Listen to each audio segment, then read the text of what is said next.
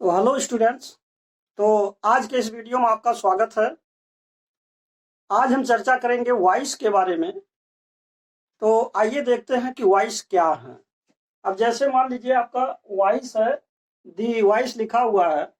इसको हिंदी में आप वाच्य या वाणी कह सकते हैं, चाहे आप वाच्य कहिए अथवा वाणी। तो इसका क्या मतलब हुआ। अब देखिए, अगर इससे आप आगे बढ़ना चाहते हैं तो देखिए वॉइस के बारे में लिखा है कि वॉइस दो प्रकार का है। नंबर एक एक्टिव वॉइस, जिसको हिंदी में कर्ता प्रधान वाक्य कहेंगे, और दूसरा पैसिव वॉइस, जिसको हिंदी में कर्म प्रधान वाक्य की बात है। तो यहाँ देखिए आपका वाक्य यहाँ है और वाक्य यहाँ है, वाक्य की बात आ रही है। तो जब वॉइस को वाच्य या वाणी को आगे समझना चाहते हैं तो हमको इससे पहले आपको समझना पड़ेगा सेंटेंस के बारे में।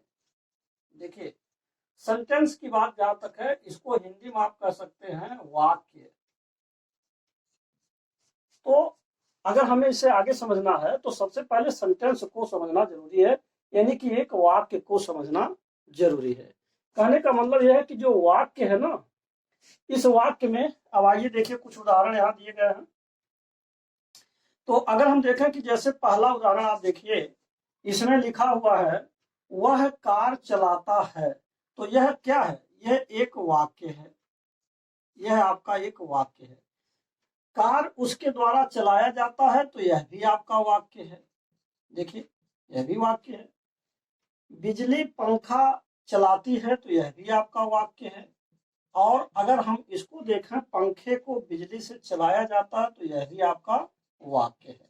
तो कहने का मतलब क्या हुआ कि अगर हमें वॉइस समझना, तो जो वाक्य होते हैं ना, वाक्य जो हम लोग बोलते हैं, जैसे कोई चीज अगर कहना चाहते हैं तो वाक्यों के द्वारा ही बोलते हैं। तो जो वाक्य के द्वारा बोलते हैं, वह जो फिर आवाजें आ रही हैं या जो हमारी भावनाओं को एक्सप्रेस करने का, फीलिंग्स को एक्सप्रेस करने का जो तरीका है, वो दो तरीके से होता है। एक तो आपका एक्टिव वॉइस के रूप में और दूसरा पैसिव वॉइस के रूप में। तो कुल मिला करके ये कहा जा सकता है कि जो सेंटेंस है, वाक्य है, इसी के ही द्वारा हम बोलते हैं और इसी को वॉइस में नाम दे दिया गया है। एक उनके वाक्य के लक्षणों के आधार पर एक को कर्ता प्रधान वाक्य बना दिया गया और दूसरे को कर्म प्रधान वाक्य बना दिया गया। तो आइए देखते हैं क्या है। जैसे पहला वाक्य देखिए, वह कार चलाता है।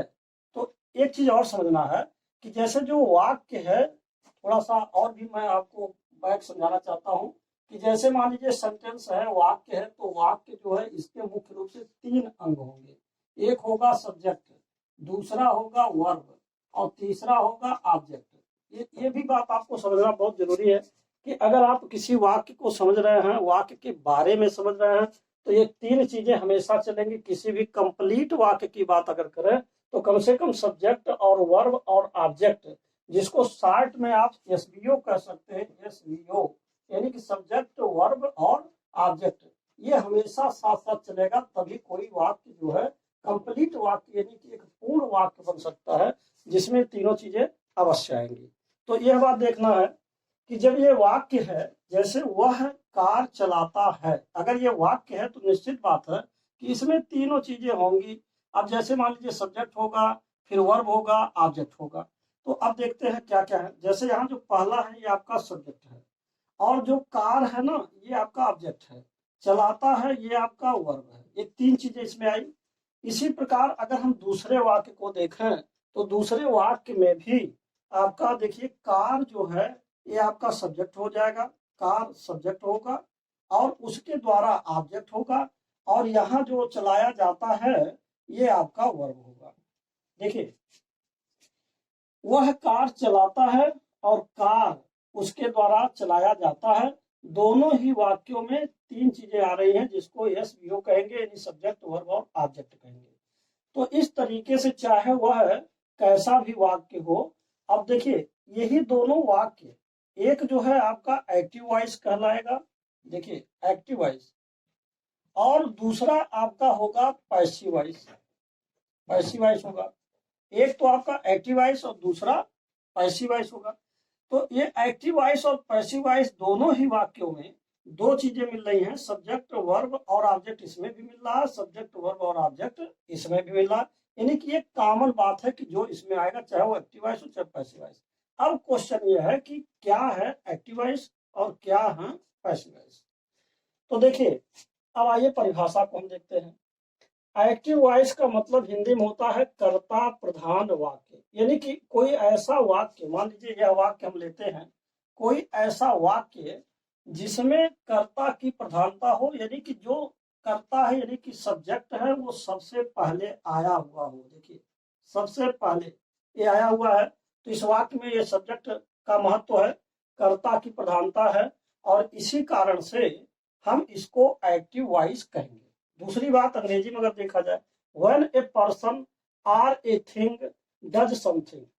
अब देखिए, जब कोई भी व्यक्ति अथवा वस्तु कुछ करता है, अब जैसे मान लीजिए यहाँ एक व्यक्ति है, वह है और कुछ करता है, क्या करता है, कार को चलाता है, तो कुछ कर रहा है, तो इसमें सबसे पहले वह आया है और ये सब्जेक्ट है, तो ये एक्टिव वॉइस होगा।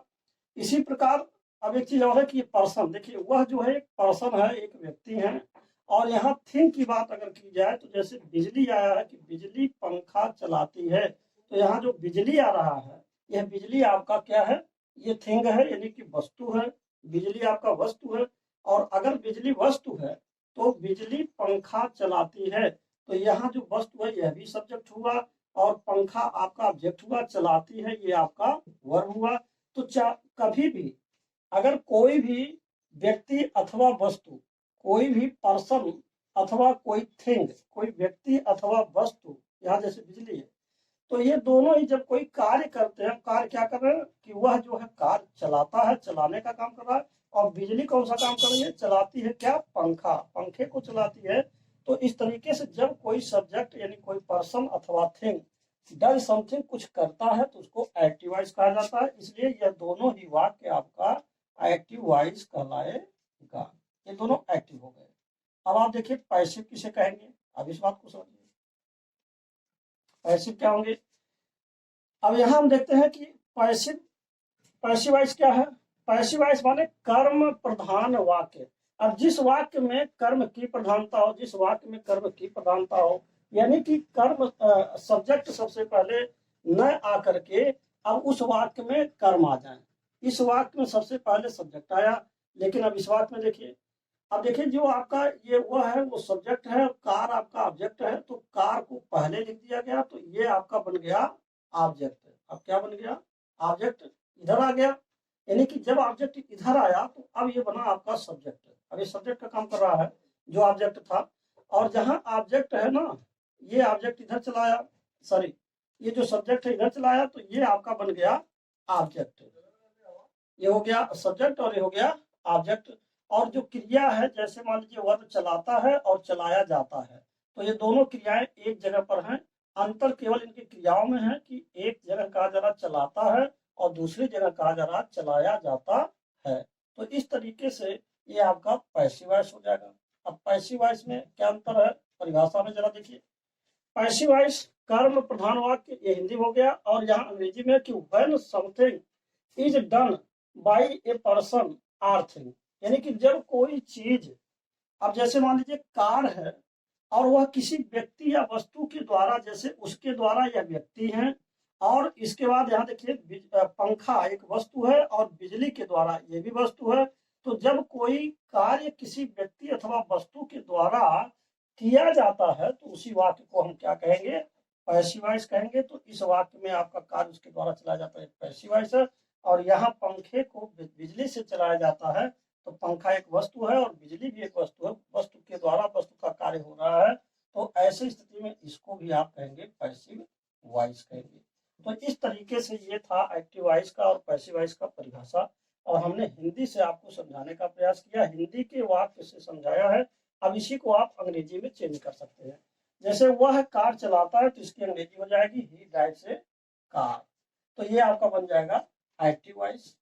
एक्टिव वॉइस क्यों हो गया, अंग्रेजी के अनुसार अगर देखा जाए तो सबसे पहले आपका सब्जेक्ट आ रहा है एक्टिव वॉइस, और यहाँ देखिए दूसरा है कि कार उसके द्वारा चलाया जाता है, तो कार लिखा जा रहा है इज ड्रिवन बाय हिम, तो ये आपका पैसिव वॉइस हो गया।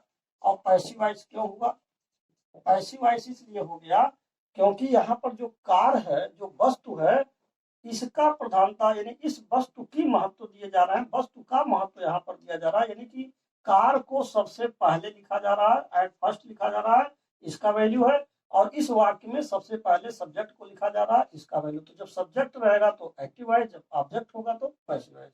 यही चीज इसमें भी है। बिजली पंखा चलाती है तो यहाँ द इलेक्ट्रिसिटी रोटेट्स फैन हो जाएगा। इलेक्ट्रिसिटी सब्जेक्ट आपका सबसे पहले आया है तो ये ऑटोमेटिकली एक्टिव वॉइस होगा अगर सब्जेक्ट का महत्व है।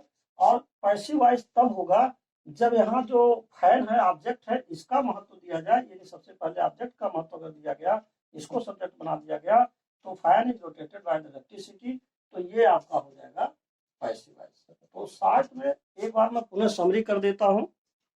देखिए, कोई भी अगर मान लीजिए वाक्य है, जैसे वॉइस किसे कहेंगे, वॉइस दो तरह का होगा। वॉइस माने आवाज होगी, जो हम लोग बोलते हैं यही आवाज है, यही वॉइस है। और वॉइस को दो तरीके से व्यक्त करते हैं। एक आपका कर्ता प्रधान वाक्य, क्योंकि कोई भी बात जब हम बोलेंगे तो वह वाक्यों के द्वारा बोलेंगे, वाक्य अवश्य होंगे और वाक्य दो प्रकार से व्यक्त किए जाएंगे। एक कर्ता प्रधान वाक्य होगा और एक जो है कर्म प्रधान वाक्य होगा। यानी कि एक ऐसा वाक्य जिसमें कर्ता की प्रमुखता हो, सब्जेक्ट का महत्व हो। सबसे पहले देखिए यहाँ आपका ही जो है सब्जेक्ट है, सब्जेक्ट का महत्व हो। यहाँ इलेक्ट्रिसिटी सब्जेक्ट है, सब्जेक्ट का महत्व हो और वह एक्टिव वॉइस होगा। और एक ऐसा वाक्य जिसमें ऑब्जेक्ट का महत्व हो, इन दोनों में देखिए ये ऑब्जेक्ट हैं, तो इस तरीके से जब ऑब्जेक्ट का महत्व होगा तो पैसिव वॉइस होगा। तो इस प्रकार आपका यह एक्टिव वॉइस और पैसिव वॉइस का जो इंट्रोडक्शन है, एक तरह से परिचय है, इसको मैंने समझा दिया। अब इससे आगे आपको समझना है कि एक्टिव वॉइस से पैसिव वॉइस में बदलने के कुछ सामान्य नियम, उसके बारे में कुछ कॉमन रूल्स के बारे में समझना है।